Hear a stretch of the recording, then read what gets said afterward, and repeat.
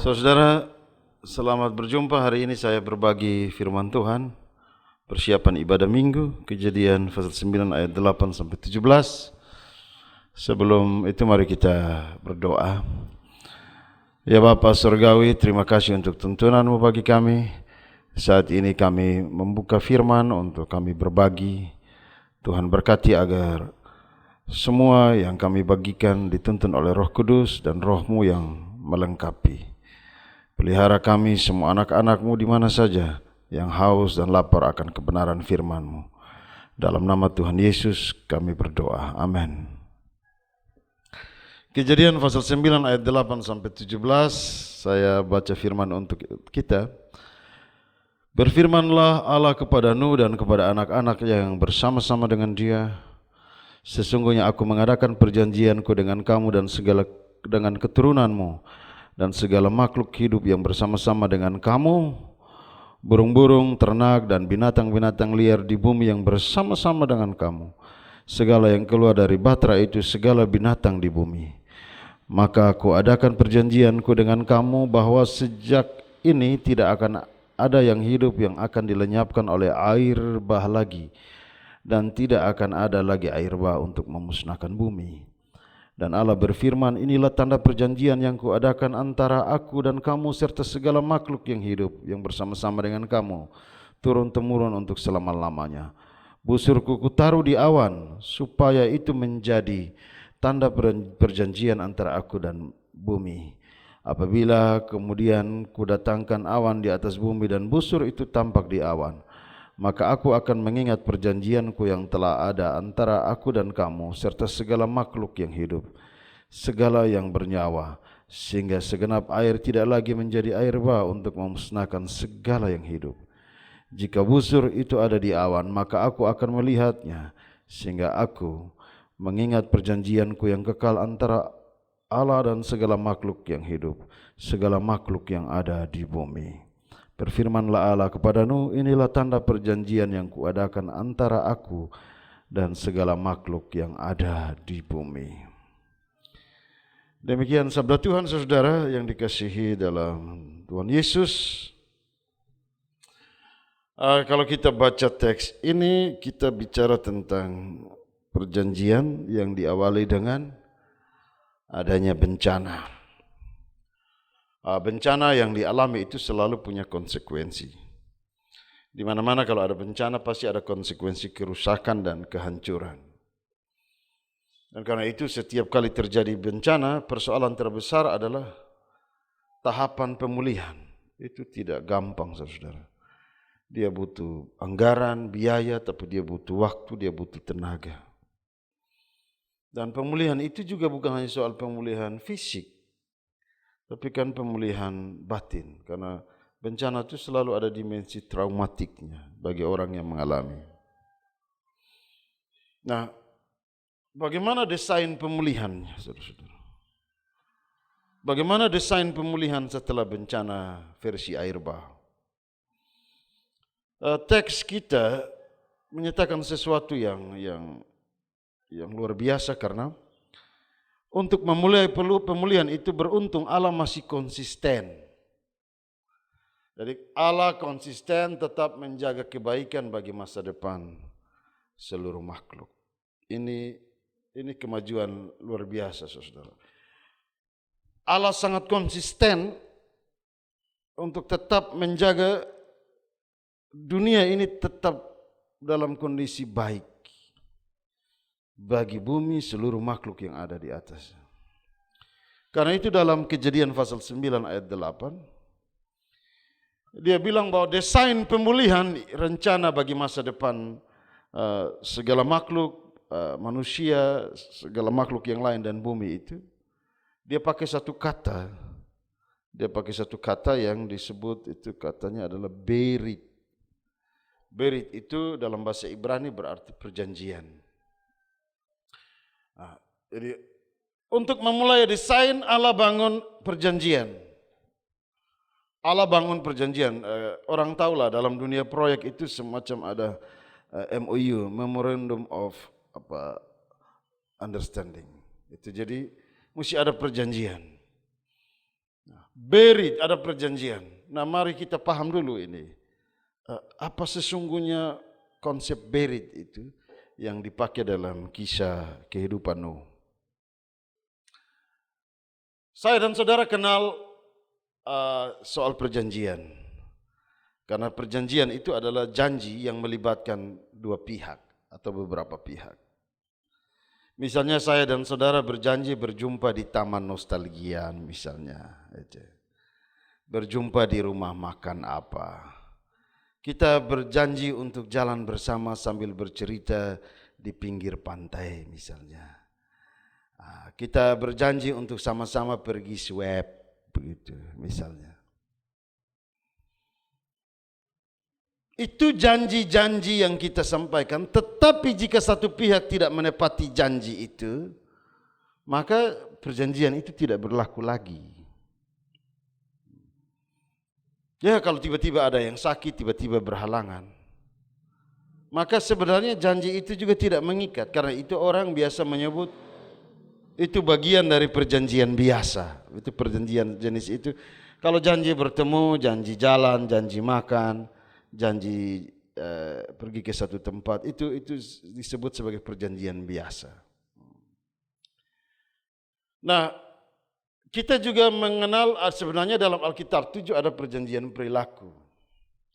Kalau antara Tuhan dan Adam itu sebenarnya itu perjanjian perilaku.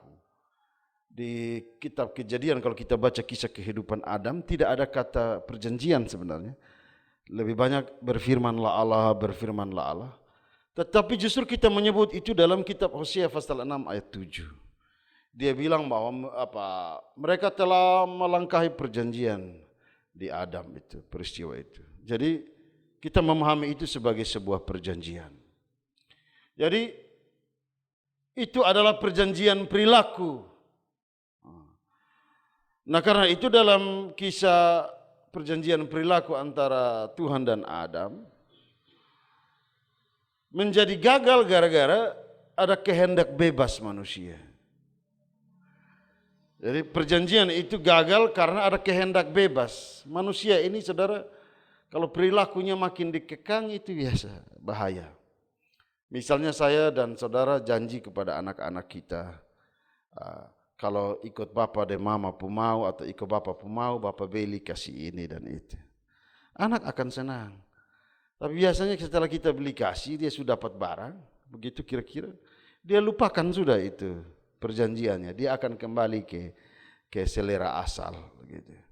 Nah, karena kita memang tidak bisa mengekang kehendak bebas. Jadi perjanjian perilaku itu tertantang oleh kehendak bebas manusia. Kita juga mengenal perjanjian yang levelnya lebih tinggi sebenarnya, itu perjanjian antara Tuhan dan Abraham. Dia semacam sumpah begitu. Sunat yang berarti memotong sebagian tubuh. Karena gini saudara, ketika ada sumpah, maka siapa yang melanggar sumpah itu sebagian tubuhnya memang akan dipotong. Mereka para teolog menyebut ini adalah perjanjian memotong kematian. Mesti ada yang dikorbankan dalam sebuah perjanjian. Karena itu bisa kita lihat kalau orang suami istri bertengkar, ada yang jalan ke setinggal rumah misalnya, karena mereka terikat dalam janji yang levelnya lebih tinggi, janji pernikahan. Biasanya untuk perdamaian selalu ada yang dikorbankan. Misalnya dibunuh babi lah 1 ekor atau sapi 1 ekor sebagai tanda perdamaian. Kadang saya juga lihat beda tipis antara berdamai dan rakus daging lah, saya lihat begitu. Nah, yang uniknya saudara dalam kisah Nuh untuk memakai kata berit ini perjanjian yang levelnya lebih tinggi dari sumpah sebenarnya. Karena di masa itu saudara, itu perjanjian yang dibangun oleh dua pihak yang sama kuat, dalam posisi yang sama kuat. Dan siapa yang melanggar posisi resikonya adalah kematian. Hanya kenapa Berit itu menjadi berbeda? Mari kita lihat, saudara. Berit itu menjadi berbeda karena perjanjian itu justru datang dari satu arah. Tuhan sendiri yang berinisiatif membangun perjanjian. Bahkan kalau kita lihat dalam item-item perjanjian itu, yang paling diuntungkan itu adalah manusia, bumi dan seluruh ciptaan. Jadi Berit harusnya adalah perjanjian yang sama kuat, tapi ini justru inisiatif dari Allah dan rupanya yang dapat keuntungan lebih banyak justru manusia, segala ciptaan dan bumi. Pertanyaan sekarang adalah, mengapa inisiatif perjanjian justru datang dari Allah? Jawabnya hanya satu. Karena Tuhan mengasihi ciptaannya. Tidak ada jawaban lain. Kasih itu menjawab segala hal. Kasih itu melewati semua persoalan. Kita bisa tahu itu dalam gambaran kehidupan kisah Nuh. Kita mungkin memakai Kejadian pasal 6 ayat 9 untuk menunjukkan keberadaan Nuh. Di situ disebutkan bahwa dia orang benar, dia tidak bercela, dan Nuh itu hidup bergaul dengan Allah, dia tidak sama dengan orang-orang sesamanya. Tetapi sebelum memakai Kejadian pasal 6 ayat 9, ingat jangan terburu-buru, pelajari pula Kejadian pasal 6 ayat 8. Dia bilang begini, tetapi Nuh mendapat kasih karunia di mata Tuhan. Apa maksudnya, saudara? Nuh diselamatkan bukan karena kebaikannya, tetapi karena kasih karunia Tuhan. Sejak awal, desain bagi keselamatan manusia yang diwakili oleh Nuh adalah desain keselamatan kasih karunia. Bisa jadi Nuh juga orang berdosa seperti saya dan saudara. Tetapi karena kasih karunia dari Tuhan, maka Tuhan membenarkan dia. Tuhan menempatkan imannya, Tuhan mau menerima imannya, Tuhan mau bergaul dengan dia, Tuhan mau menyelamatkan dia. Nah, jadi satu-satunya jawaban adalah kasih karunia Tuhan. Dan itu diperoleh dari kehidupan Nuh. Jadi kalau kita bilang Berit dalam konteks masyarakat waktu itu, Berit sebagai perjanjian, maka ketika Berit perjanjian itu dipakai untuk perjanjian antara Tuhan dan Nuh dan anak-anak, seluruh makhluk dan bumi, perjanjian itu bukan lagi menempatkan dua kubu yang sama kuat, sebab Tuhan itu maha kuat, manusia itu lemah dan berdosa. Justru Berit perjanjian itu, dia menempatkan pihak Allah yang kuat, namun Allah secara sukarela mau membangun perjanjian. Ini terjadi karena kasih karunia. Tidak salah jika kita menyebut Berit itu adalah sebuah perjanjian kasih karunia. Perjanjian yang dibangun atas inisiatif kasih, dan itu secara sukarela datang dari Tuhan. Apa konsekuensinya? Begini, saudara. Orang mau melakukan sesuatu secara sukarela karena dia benar-benar mengasihi orang lain, saudara. Kalau orang mau melakukan sesuatu, saudara, dengan sukarela kepada orang lain, maka sesungguhnya dia berupaya supaya ada relasi yang intim antara dua pihak. Tuhan ingin membangun keintiman dengan manusia. Tuhan bangun perjanjian kasih karunia secara sukarela karena Tuhan mau supaya kita intim dengan dia. Perjanjian itu dibangun supaya keintiman terjadi.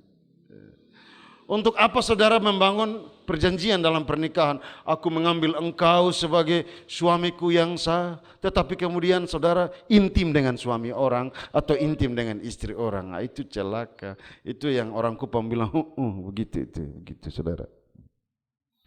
Untuk apa saudara membangun perjanjian, saudara begitu maksud saya gitu.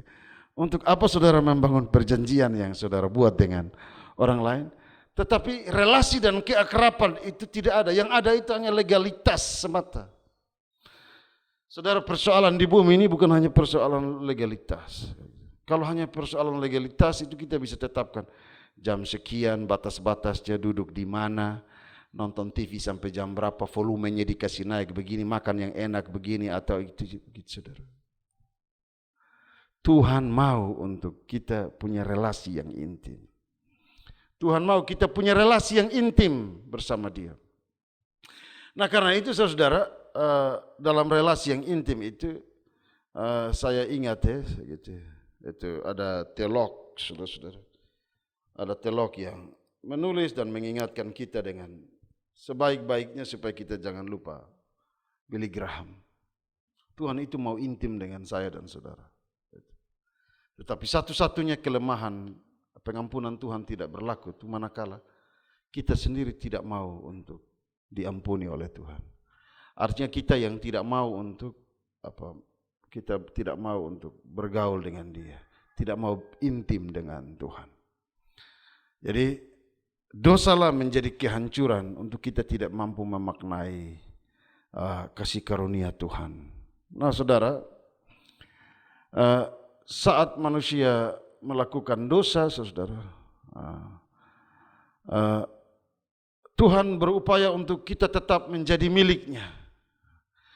Kasih karunia Allah memanggil kita supaya kita tetap dekat, kita tetap menjadi miliknya. Begini saudara, sebenarnya terlalu mudah bagi Tuhan, begitu saudara. Mudah. Tuhan ini mudah saja saudara untuk membuat manusia baru.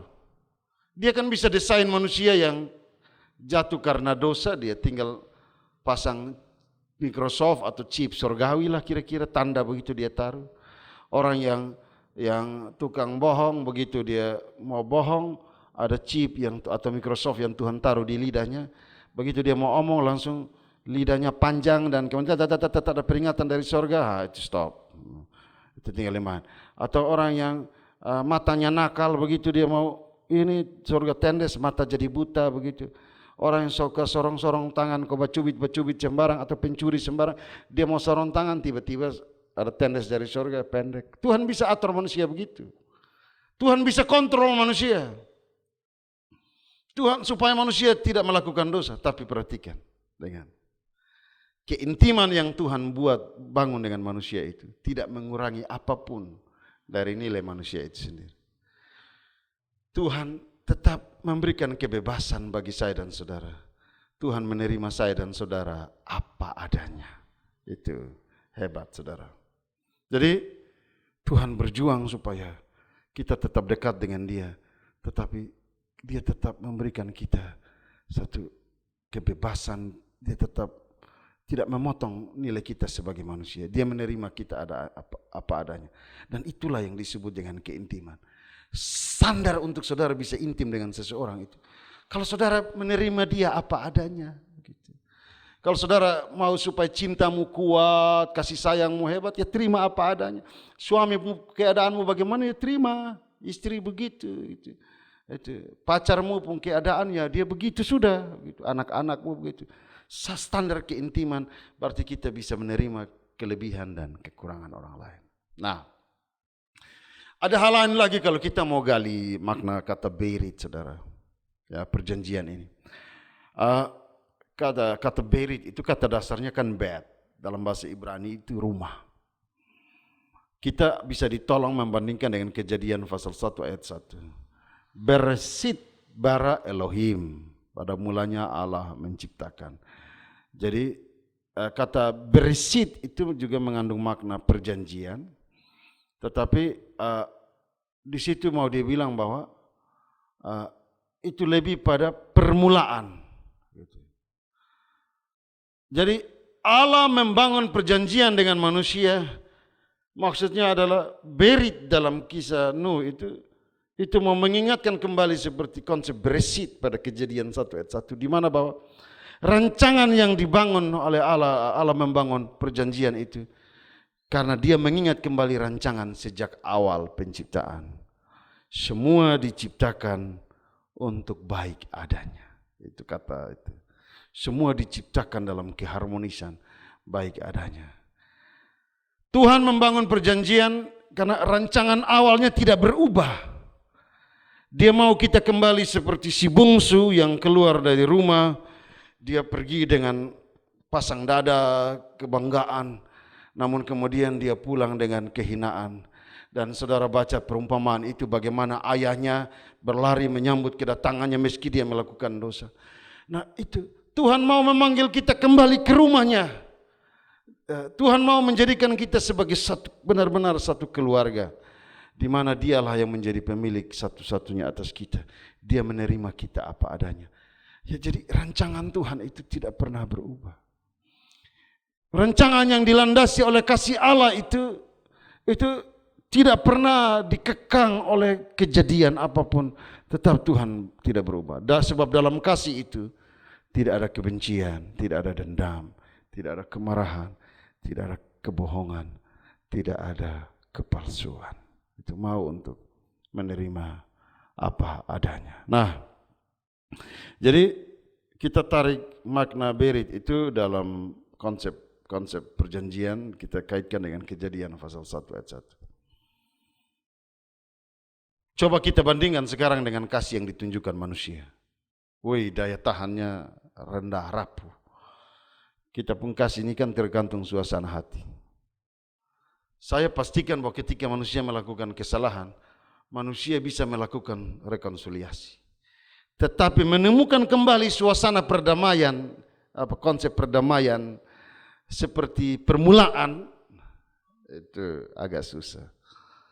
Akibatnya kita suka mengungkit kesalahan. Coba suami istri bertengkar tuh, mereka saling berkasih ingatlah, dulu begitu, dulu kita sama-sama di ketapang satu, di mana kitalah satu-satunya di situ.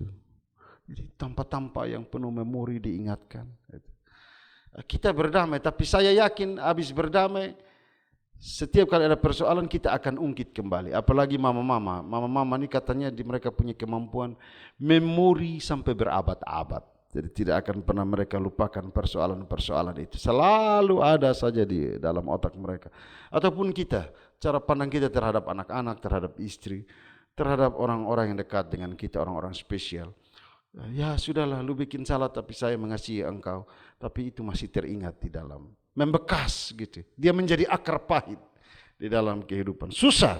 Tuhan menjadi hebat karena dia bukan saja punya rancangan masa depan, perjanjiannya itu bukan hanya punya rancangan bagi masa depan, tapi dia menarik rancangan itu, saudara. Dia menarik rancangan itu sehingga dia kembali pada permulaan.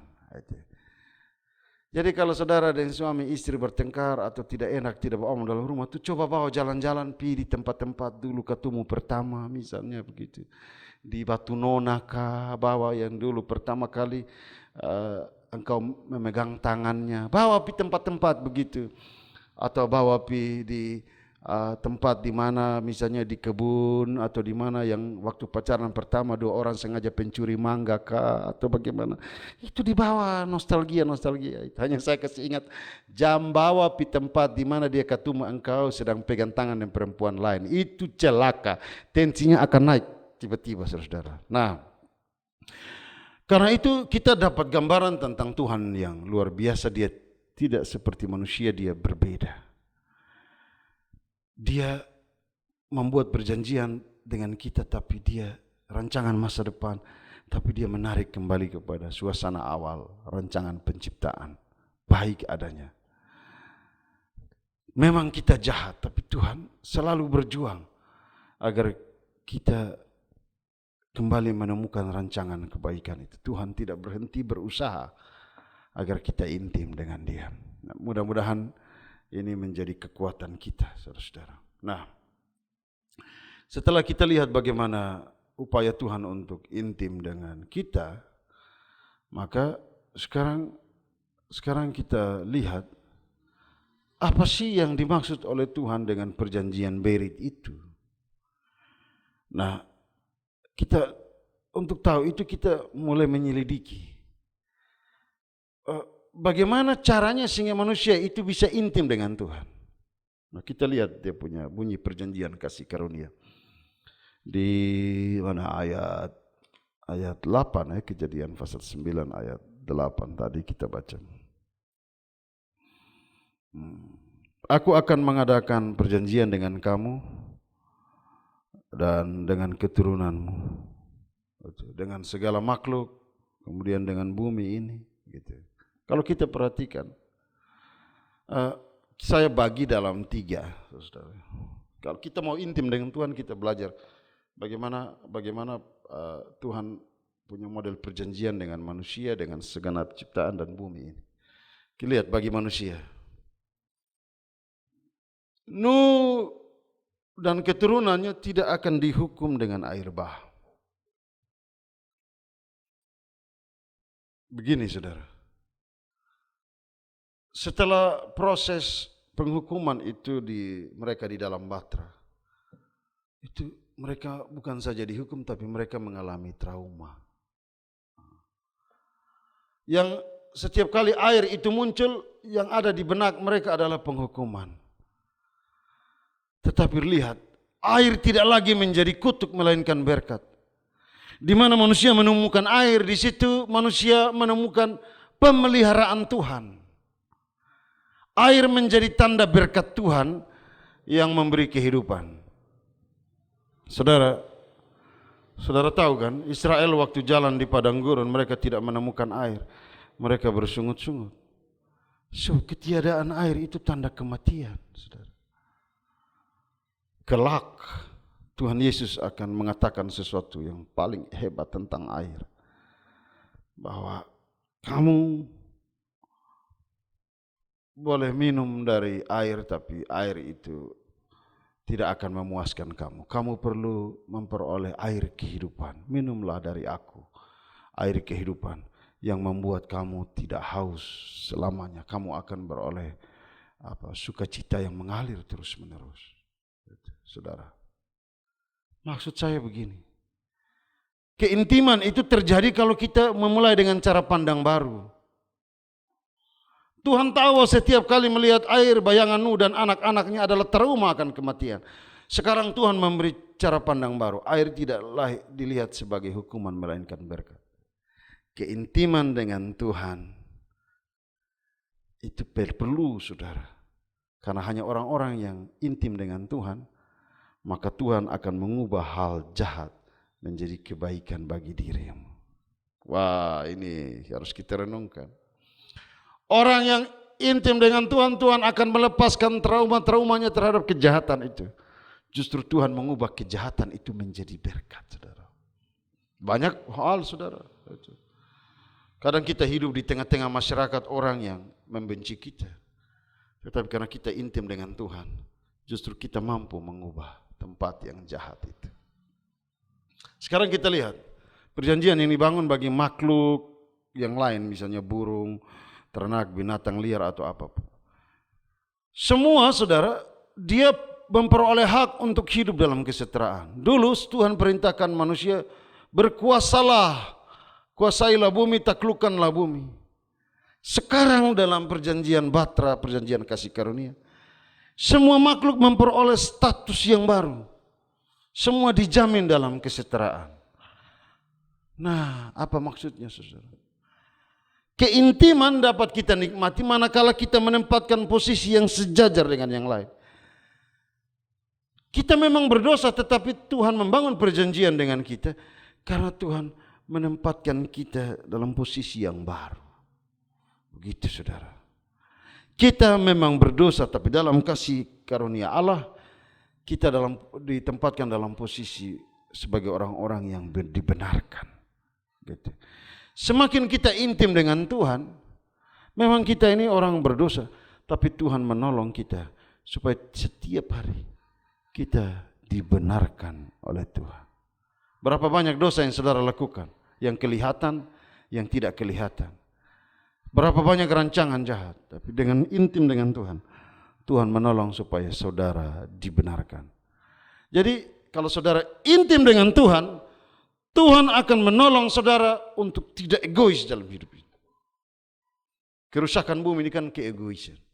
Orang-orang yang intim dengan Tuhan ditopang untuk tidak lagi berlaku egois terhadap apapun. Sekarang kita lihat bagi bumi. Bumi, saudara, bukan lagi tempat yang menakutkan. Dalam konsep perjanjian kasih karunia, bumi itu diibaratkan sebagai satu rumah damai. Saat manusia keluar dari batra, saat manusia menginjakkan kaki di bumi, yang dia lihat itu bukan hanya soal pemulihan, ada kerusakan yang butuh pemulihan, ada sesuatu yang perlu diperbaiki. Tapi hal pertama ketika manusia menginjakkan kaki di bumi adalah dia menemukan bahwa di bumi itu adalah tempat di mana semua makhluk boleh hidup dan memungut berkat Tuhan. Kematian itu telah lewat. Sekarang mereka hidup sebagai komunitas, sebagai ciptaan yang bersuka cita karena mereka boleh memungut kembali berkat Tuhan di bumi. Bumi menjadi tempat di mana semua makhluk berperan dalam tugas masing-masing. Semua diberi porsi yang indah. Semua ciptaan lain kembali kepada hakikatnya, mereka kembali menikmati alam, mereka berkembang, manusia kembali pada hakikatnya sebagai manusia. Selain takut akan Tuhan, mereka menaklukkan bumi dengan kasih karunia Allah yang Tuhan beri. Jadi keintiman dapat terjadi, saudara-saudara, jika kita menghilangkan sikap curiga dan ketakutan terhadap apa saja. Terhadap orang, terhadap tempat di mana kita tinggal ini. Ada yang cerita saya bilang, Awi di ini rumah ini malam-malam ini bunyi kuntilanak terus. Kuntil dan anak gitu. Kuntilanak bunyi terus. Saya bilang pergilah ke seluruh tempat, kalau ada tempat lain yang bisa lebih aman dari sini silakan. Tapi saya pastikan saudara, dimanapun tempatnya persoalan itu pasti ada. Tetapi orang yang membangun keintiman dengan Tuhan, Tuhan akan menolong dia supaya tidak ada lagi ketakutan dan kecurigaan dalam hidup. Keintiman dengan Tuhan kita perlukan supaya apa? Kita bisa tahu di bumi ini ada rancangan damai sejahtera yang tidak dimengerti oleh dunia ini. Tuhan merancang kita, ada desain damai sejahtera yang Tuhan mau. Nah saudara, setelah Tuhan mengikat perjanjian kasih karunia, ada hal yang disebutkan dalam teks ini bahwa Tuhan memberi jaminan. Hebatnya Tuhan itu. Perjanjian bukan saja inisiatif dari Dia karena kasihnya, bukan saja item-itemnya menguntungkan ciptaannya, tapi sekarang supaya betul-betul ini saya kasih tanda. Seperti pernikahan ada tanda cincin. Gitu. Tanda perjanjian. Jadi setiap orang yang pakai cincin kan, kalau dia pergi mana-mana dia lihat, orang bilang, walaupun ibu-ibu muda, ibu-ibu cantik, orang bilang, dia tidak akan. Dia lihat cincin saya, dia bilang, aku mengingat dia yang ada di rumah. Ada cerita bilang satu ibu dia pakai yuken begini kan, dia pun baju yuken tu ada bunga mawar. Jo ini nyong muda dong bilang begini, ibu, mawar tuh, jo dia marah, dia bilang, mawar su ada yang punya, tapi kalau bosnya mau ada di po akar, di sini ada begitu. Ya saudara, jadi mesti ada tanda pengingat, memberikan tanda perjanjian yang mengingatkan. Keset itu. Dari busur dalam ayat 12 kita baca tadi. Banyak teolog menyebut busur itu adalah pelangi. Habis hujan tampak pelangi, janji Tuhanku, gitu. Jadi pelangi itu memancarkan tanda dari Allah. Kan begitu, dunia sains kan bilang begitu. Ada matahari, ada hujan yang gelap, kemudian di kegelapan itu tiba-tiba tampak muncul warna pelangi dari dalam kegelapan. Ada spektrum cahaya yang tampak. Jadi setiap kali melihat pelangi, saudara, maka kita melihat pengampunan Allah yang masih berlaku bagi kita. Saudara percaya atau tidak, saya ingat tahun 2012. Itu kan ada ramalan ya, ada kaitan dengan suku Maya waktu itu. Orang bilang ini sudah dekat kiamat segala macam. Waktu itu saya ingat saya masih bertugas pelayanan di Benyamin, saya berdiri di gereja. 1 minggu sebelum itu kita bahas di ibadah pemuda, saya jelaskan bahwa kasih Tuhan masih ada. Dan saya ingat sekitar jam 4 sore, tanggal 12, bulan 12, 2012, tiba-tiba muncul pelangi besar. Maka saya bilang, pengampunan Tuhan masih berlaku. Jadi, tanda pelangi juga mencerminkan identitas Tuhan. Tuhan itu selalu memberi tanda bagi orang percaya. Kepada Abraham Tuhan memberinya tanda iman, sehingga di hati tidak ragu, tidak tawar hati. Dia melangkah membawa anaknya ke salah satu bukit di Tanah Moria. Dia bawa anaknya untuk dipersembahkan. Dia ada tanda iman. Tanda iman itu membuat Abraham, meski negeri itu belum dia tempati, tapi dia yakin bahwa itulah pemberian Tuhan. Itu tanda Tuhan kasih. Itu kita juga ingat bagaimana saudara Yakub. Untuk Tuhan rubah dia pun karakter ada tanda. Tuhan bikin dia pun pangkal paha terpelecok, dia agak cacat gitu. Dia sedikit jalan bengko-bengko. Tapi tanda bengko-bengko itu untuk mengingatkan dia sebagai pribadi baru yang keluar dari sungai Yabok. Dan setelah itu saudara perhatikan, Yakub mulai belajar hidup sebagai anak Tuhan yang tidak lagi menipu saudara. Kita juga ingat bagaimana supaya Tuhan menguatkan janjinya.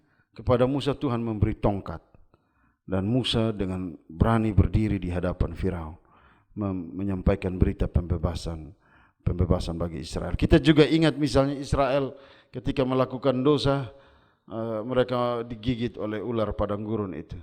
Lalu ada tanda ular yang didirikan, ada tiang ular, dan setiap siapa melihatnya mereka akan sembuh. Jadi tanda itu semacam satu keyakinan bahwa Tuhan segala janjinya, segala penyertaannya masih terus ada dalam kehidupan saya dan saudara.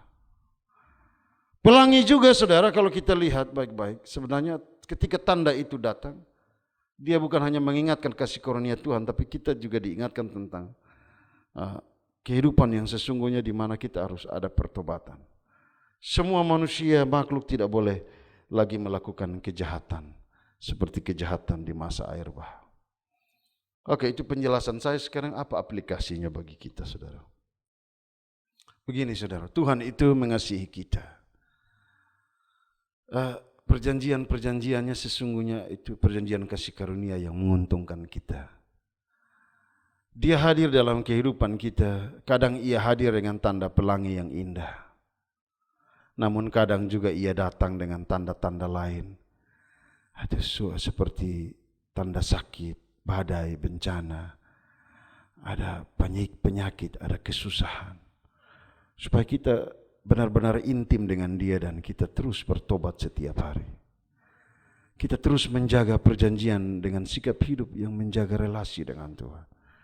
Tuhan itu ketika dia memberikan satu tanda, sesungguhnya tanda itu bertujuan agar kita mengingat dia dan kita terus intim dengan dia. Nah, hari Minggu esok kita akan merayakannya sebagai Minggu Sengsara pertama.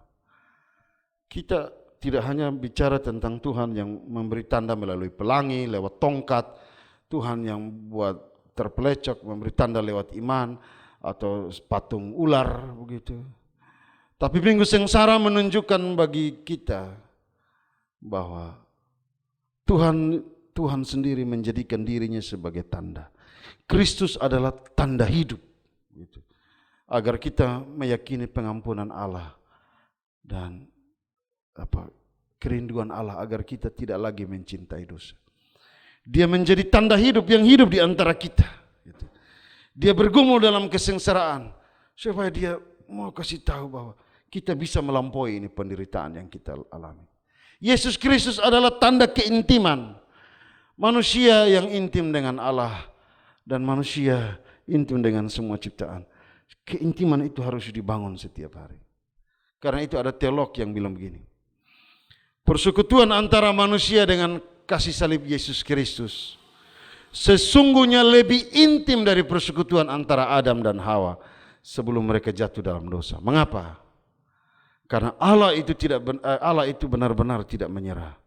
Ia mau mencari dan menyelamatkan kita. Jadi di balik penderitaan Kristus sebenarnya ada keintiman baru yang jauh melebihi keintiman Adam dan Hawa. Kita kan biasa berharap coba kita seperti di Taman Eden, tidak. Dalam penderitaan keintiman itu ada. Yakinlah penderitaan, badai, tantangan hidup, tanda sakit dan pergumulan, pandemi COVID-19, sesungguhnya ini adalah pesan keintiman agar kita tidak lepas dari kasih setia Allah yang telah dibuktikan di air bah, dibuktikan dari kehidupan para nabi, dan terus dibuktikan bagi kita saat ini sampai selama-lamanya. Penyertaan Tuhan sempurna. Amin. Mari kita berdoa. Terima kasih Tuhan untuk firman-Mu. Kami berbagi, biarlah Engkau memperlengkapi firman ini dan menolong saudara kami semuanya agar mereka terus ada di dalam kebenaran firman-Mu dan mencintai firman-Mu, melakukan kehendak-Mu sampai selama-lamanya. Dalam nama Tuhan Yesus kami berdoa. Amin.